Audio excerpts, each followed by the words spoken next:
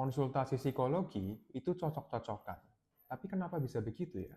Karena masing-masing psikolog itu punya teknik yang berbeda dalam melayani kliennya.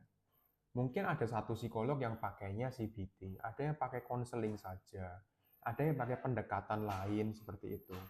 Dan tentunya tidak semua orang itu cocok dengan salah satu teknik saja, gitu loh. Apalagi kita sebagai psikolog juga kadang dihadapkan pada dilema. Dilemanya apa?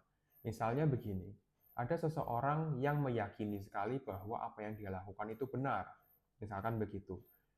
Padahal secara etika, secara norma, secara pemikiran logis, mungkin salah.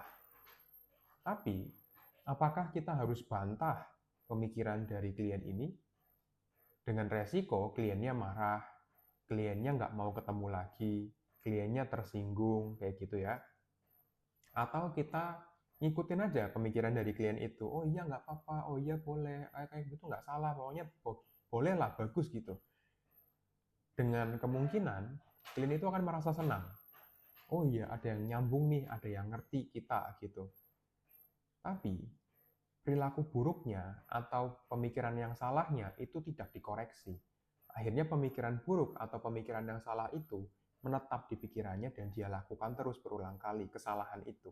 Dan akhirnya dia mungkin melakukan kesalahan itu lagi di luar gitu. Akhirnya kan kita nggak meluruskan apa-apa. Tapi ya klien itu mungkin akan datang lagi, konsultasi lagi, tanya-tanya lagi gitu ya. Kita dihadapkan pada dilema itu. Apakah kita menyenangkan klien supaya klien itu datang, atau kita meluruskan, kita idealis gitu ya. Pokoknya harus dibenarkan, harus diluruskan semua pemikiran buruk dari klien. Meskipun klien itu mungkin nggak akan datang lagi ke kita gitu loh. Nah itu kan ada dilemanya. Meskipun ini kalau menurut saya pribadi ya, karena saya mungkin menganut prinsipnya itu cognitive behavior therapy, di mana kalau ada pemikiran atau kognitif yang salah, di mana ada mungkin cognitive dissonance, atau mungkin distorsi kognitif, di mana pemikiran seseorang itu salah terhadap sesuatu atau tidak tepat, kita itu punya tugas untuk meluruskan itu dengan cara yang benar. Nah, ketika orang itu diluruskan pemikirannya, nggak semua orang itu senang, gitu loh.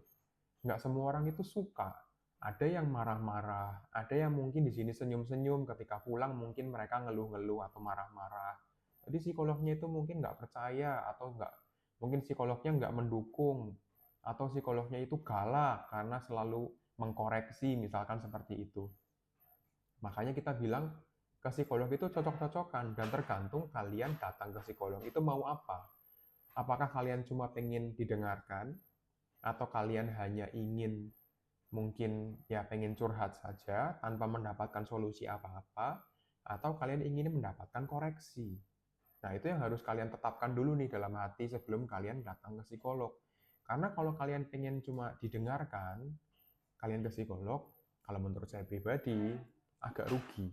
Karena kalian nggak mendapatkan solusi gitu ya. Tapi ya nggak apa-apa, boleh aja. Nah, ketika seseorang sudah menetapkan itu di awal dan mungkin bisa ngomong ke psikolognya, mungkin Pak atau Bu, saya minta didengarkan saja, misalkan begitu ya boleh aja, nggak apa-apa gitu. Tapi kalau kalian tanya terus solusinya bagaimana, nah itu kan berarti kan harus siap ketika kalian mendapatkan konfrontasi atau mendapatkan konflik di situ, atau harus menetapkan sesuatu di sana, memilih misalkan, atau menyadari bahwa kalian itu salah, misalkan begitu. Kan harus siap seperti itu, gitu loh. Sehingga ya bisa dibilang psikolog itu cocok-cocokan, karena belum tentu kalian mendapatkan apa yang kalian mau di sebuah konsultasi psikologi gitu, pada psikolog. Tapi ya balik lagi ke situ. Kalau tujuan utama kalian adalah mendapatkan solusi, ya siap untuk konflik atau konfrontasi di sana. Dan harus siap untuk perubahan, gitu ya. Dan kalau saya ya, tipenya dalam konsultasi psikologi itu saya menggunakan CBT, Cognitive Behavior Therapy. Artinya secara kognitif harus sinkron dengan perilakumu.